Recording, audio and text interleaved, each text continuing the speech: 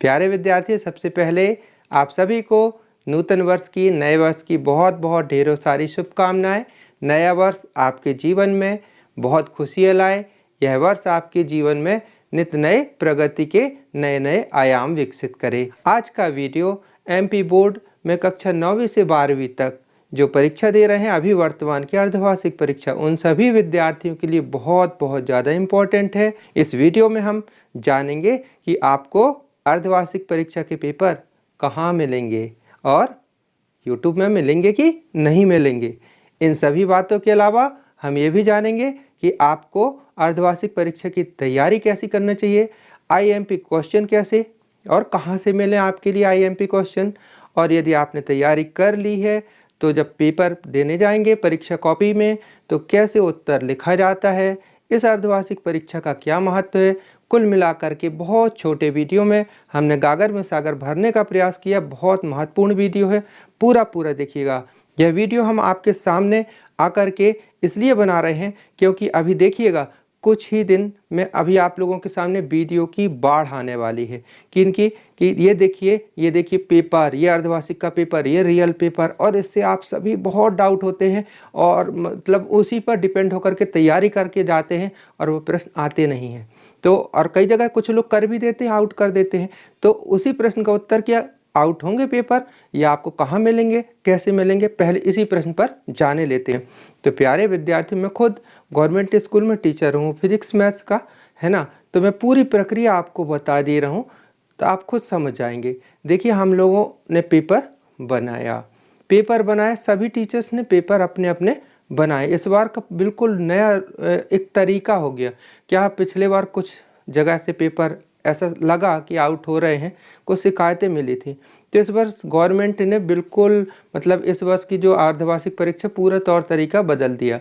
जैसे कि हर टीचर, हर स्कूल से विषय टीचर पेपर बनाए, सभी ने पेपर बनाए, ठीक है। और वो पेपर जा कर के ब्लॉक स्तर पर जा कर के उनको सॉर्ट आउट किया गया, यानी कौन सा पेपर ज़्यादा अच्छा उसका मतलब की गई जांच पड़ताल की गई। जो पेपर ओके लगा उस पेपर को जिला स्तर पे भेजा गया। अब इस तरीके से जिला में खूब सारे पेपर इकट्ठे हो गए, ठीक है ना। अब उनमें से कुछ पेपर सिलेक्ट हुए। अब वो पेपर इकट्ठे होकर के इस प्रकार खूब सारे जब पेपर इकट्ठे हो गए, अब उनमें से किस टीचर का पेपर सिलेक्ट हुआ पेपर बनाने वाले को ही पता नहीं है।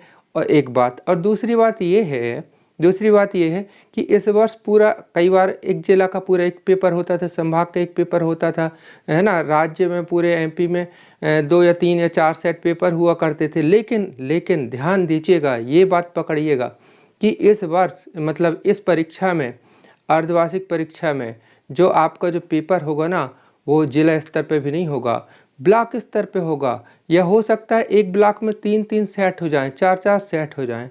तो प्यारे विद्यार्थियों, भ्रमित न होइएगा, पेपर कहीं भी नहीं होगा, कोई भी आउट कर ही नहीं सकता। देखिए ना, यदि पेपर माना कि किसी के पास पहुंच भी गया, शरारती तत्वों के पास, और पेपर आउट भी करेगा तो कितने एरिया पर होगा, छोटे से एरिया पर होगा ना, यानी कि 2-4-5 स्कूल के लिए वो पेपर लागू हो सकता है, लेकिन पूरे जिला के लिए, पूरे प्रदेश के लिए तो लागू ही नहीं होगा। अब आप उन्हीं को तैयार करके जाएंगे और आपका जो पेपर बनता था वो भी बिगड़ जाएगा। कैसे बिगड़ जाएगा? उन्हीं क्वेश्चन पर आप डिपेंड होकर के जाएंगे ना, तो अच्छे से बाकी जो तैयार करना था उनको तो आप छोड़ देंगे।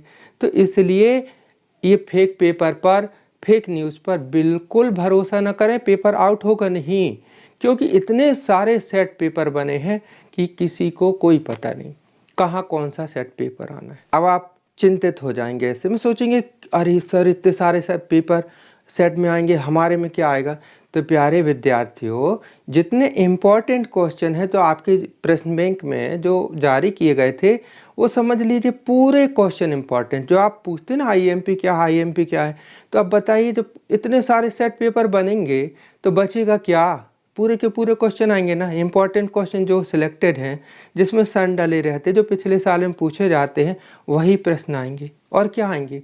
तो क्यों परेशान होते हो? इम्पॉर्टेंट क्वेश्चन उन्हीं को आप अच्छे से तैयार कीजिए, आपकी तैयारी अच्छी हो जाएगी। एक बात है ना, समझ में आया? तो आपको प्रश्न बैंक पे प्राथमिकता देना है, या अगर आपके पास प्रश्न बैंक नहीं तो किसी एक तैयारी की बात कर रहा हूँ, सेकंड पॉइंट की, कि तैयारी कैसे करें। तो आप पहला प्रश्न बैंक को पकड़ लीजिए, उसको एक तरफ से पूरा कंप्लीट कर लीजिए।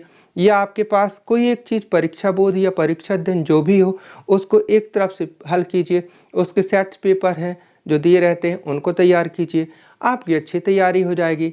तो उसमें जो ऑलरेडी सन डले रहते हैं कि ये सन में आया, इस सन में आया, उन प्रश्नों को अच्छे से तैयार कर लीजिए। रिड्यूस सिलेबस उसको आपको हटा देना है, जो कम कर दिया गया पाठ्यक्रम मैंने वीडियो बना ही दिया है तो आप देख लिए होंगे, है ना।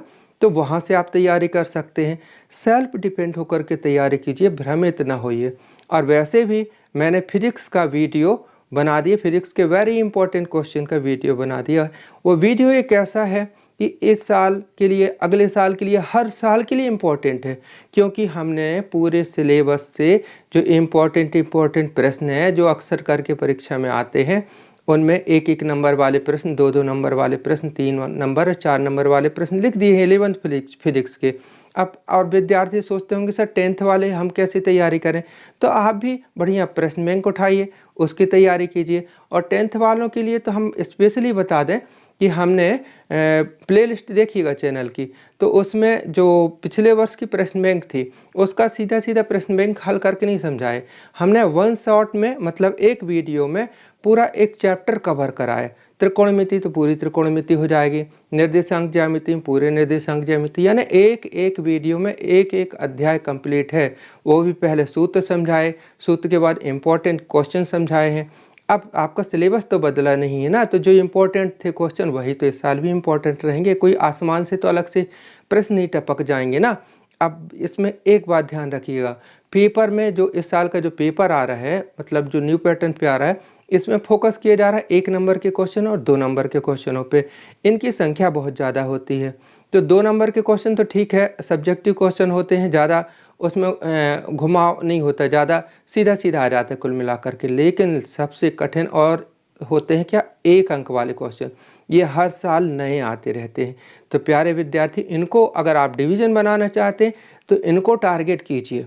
कैसे करेंगे आप टारगेट, जो प्रश्न बैंक में है 1 नंबर वाले प्रश्न, सही जोड़ी, खालिस्तान, सत्यासत्य वगैरह जो सब तैयार कर लें। फिर उठा लें आप परीक्षा अध्ययन, उठा लें आप परीक्षा बोध। जितना ज़्यादा आप तैयार करेंगे फोकस समझ करके, और उतनी ज़्यादा आपकी तैयारी होगी। तो 1 नंबर के प्रश्नों को बहुत टारगेट करके पढ़ाई करना है। जितना ज़्यादा अभ्यास करेंगे उतनी ज़्यादा आपकी तैयारी होगी, और बोर्ड परीक्षा में भी आपकी तैयारी हो जाएगी 10वीं 12वीं के लिए। अब क्लास 12th के बच्चे सोच रहे होंगे कि सर हमारे लिए क्या है, आप भी चैनल की प्लेलिस्ट पर देखिएगा, मैंने 4 वीडियो बनाए हैं 12th के लिए। 2 वीडियो में 1-1 नंबर के क्वेश्चन पूरे कवर कर दिए फिजिक्स की, 2 वीडियो में 2-2 नंबर के कवर कर दिए, बाकी वीडियो हैं वो चैप्टर वाइज है। तो आपको यहाँ से भी मदद मिल सकती है, और आपने नोट्स बनाई ही होगी। घबराना नहीं, तैयारी कीजिए, रास्ते अनेक हैं, है ना। तो तैयारी करना, ठीक है कि नहीं। तो इनसे आप तैयारी कर सकते हैं। वीडियो के डिस्क्रिप्शन में आप जाइएगा, वहाँ मैं 10th की प्लेलिस्ट भी लगा दूंगा, 12th की प्लेलिस्ट भी लगा देंगे हम, और जो 11th की वीडियोस हैं वो भी हम लगा देंगे। इंपॉर्टेंट क्वेश्चन की वीडियो हम ऑलरेडी बना दिए हैं। तो प्यारे विद्यार्थियों, आपको यहाँ वहाँ के अफवाह पर ध्यान नहीं देना है, आपको अपनी पढ़ाई पर फोकस करना है। अब बात आती है कि आपकी तैयारी हो गई, अब बात आती है कि आखिर हमने तैयारी कर ली, अब परीक्षा देने जा रहे हैं तो लिखें कैसे। तो आपको घबराना नहीं है। सबसे पहले क्या करना है, जो प्रश्न आपको सॉलिड बनते हैं उनको करना है। और कहाँ से शुरुआत करें, 1-1 नंबर वाले प्रश्न वस्तुनिष्ठ पूरे करिए। फिर जो अगर खालिस्तान है तो खालिस्तान पूरे कीजिए, सत्यासत्य पूरे कीजिए, कंटिन्यू इनको 1-1 नंबर वाले प्रश्न को डायरेक्ट पूरे करना है आपको, शुरू से कंप्लीट। ऐसा नहीं करना कि पहले 2 ठो आपने वो कर दिए, क्या कर दिए, सत्यासत्य वाले कर दिए, 2 ठो ऑब्जेक्टिव कर दिए, उसके बाद फिर अपन बड़ा क्वेश्चन एक कर दिए 4 अंक का, फिर पता चला खालिस्तान कर दिए। अब ऐसे करके जब चेक करते हैं ना तो कुछ प्रश्न छूट भी जाते हैं, इसलिए 1-1 नंबर वाले प्रश्नों को आपको पहले हल कर लेना है। फिर कंटिन्यू पे पेपर में आगे बढ़ते जाइए, जो बिल्कुल एक्यूरेट बनता है उसको आप कीजिए, और पेपर में गोदागादी ओवर राइटिंग न कीजिएगा, इसको ध्यान रखिएगा। जितनी आपकी कॉपी का जो आपका प्रेजेंटेशन कौन करता है, कॉपी करती है ना, कि विद्यार्थी का किस स्तर क्या है, जितनी स्वच्छता से आप लिखेंगे मूल्यांकन करता उतना ज़्यादा प्रभावित होता है। तो स्वच्छता से लिखें। बाय द वे कहीं गलत हो जाता है आपसे तो उस पर हल्की सी एक लाइन मार दीजिए और नीचे से अपना उसको लिखें। ये नहीं कि भाई गलत हो गया तो लगे हैं काटने के लिए जब तक पन्ना ना फट जाए, तो ऐसा नहीं करना है आपको। स्पष्ट एक लाइन मार दिए, आगे लिख दिए। क्योंकि जहाँ ज़्यादा आप गोदागादी करते हैं ना, वैल्यूअर वहीं पर टारगेट करता है कि हाँ यहीं पर गड़बड़ हो रही, तो वहीं से आपकी गलती पकड़ में आ जाती। यदि आपने एक लाइन काट दिया, आगे बढ़ गए, काम खत्म, है ना। तो स्वच्छता का ध्यान रखें, स्टेप पूरी जमी हो। गणित में, फिजिक्स में सूचित करता है वगैरह का चिन्ह लगाएं। बाकायदा कोई सूत्र लगा रहे हैं, कोई वहाँ पर रीजन वगैरह है तो चूंकि करके साइड में रीजन दें। उत्तर आया आपका कोई भी प्रश्न का उत्तर मैथ से, फिजिक्स वगैरह में, तो उसकी यूनिट अलग, इकाई जरूर लिखें, जैसे सेंटीमीटर, किलोमीटर, मीटर या ग्राम, जो भी इकाई आ रही है उसकी इकाई यूनिट जरूर लिखें। इस पे नंबर रहते हैं। यदि आपने पूरा सवाल किया, जब 100 नंबर की बारी आई, मतलब 100 का बाय द वे पेपर है, तो अगर एक वहाँ पर यूनिट अगर नहीं लिखे तो आपके वहाँ से नंबर काटे जा सकते हैं ना। तो इसका ध्यान रखिएगा। आप घबराएं नहीं, पेपर अच्छे से करें। जब एक तरफ से इतना कर लिए, अब जो प्रश्न आपसे नहीं बनते या कम बनते हैं उनको करें, छोड़ के नहीं आना, प्रश्न छोड़ करके नहीं आना। जितना बनता है, सूत्र बनता है, सूत्र लिखिए, सूत्र में मान भर दीजिए, इतने के भी नंबर मिलेंगे। भाई कोरा छोड़ देंगे तो जांचने वाला कहाँ नंबर दे। अगर आपको, जैसे कई विद्यार्थी होते हैं 1 या 2 नंबर से कम रहे हैं, अब जांचने वाला नंबर देना चाहता है, अब आपने लिखा ही नहीं तो नंबर कहाँ से मिले। तो लिखें, है ना, लिखें, जो बनता है उसको लिखें। तो प्यारे विद्यार्थी घबराएं नहीं, अपनी तरफ से पूरा प्रयास करता हूँ कि आपको हर संभव मदद करने की कोशिश करूँ। आप लोगों को प्यारे प्यारे कमेंट आते, मैं हर कमेंट का उत्तर देने का प्रयास करता हूँ। तो प्यारे विद्यार्थी, इसी प्रकार हमारा सहयोग आगे भी जारी रहेगा। कोशिश करूँगा मैथ्स की भी वीडियो मैं बनाऊँ, है ना। अब स्कूल में आते, स्कूल से थक जाते हैं, थोड़ी सा समय नहीं मिल पाता है, फिर भी हर संभव जो प्रयास करूँगा आपके लिए ही करूँगा। ये चैनल आपका है, तो प्लीज़ यदि अभी तक आपने सब्सक्राइब नहीं किया है तो कर लीजिएगा। इसी प्रकार उपयोगी वीडियो आपको आगे भी मिलते रहेंगे। फिर से एक बार नए वर्ष की आपको बहुत बहुत शुभकामनाएं, बहुत प्रगति करो, हमारा ये सब दिल से आशीर्वाद है, और इसी तरीके से आगे तरक्की करते रहें। प्यारे विद्यार्थियों, वीडियो कैसा लगा जरूर कमेंट बॉक्स पर लिखिएगा। मिलते हैं अगले वीडियो पर, तब तक के लिए बाय, थैंक यू, जय हिंद।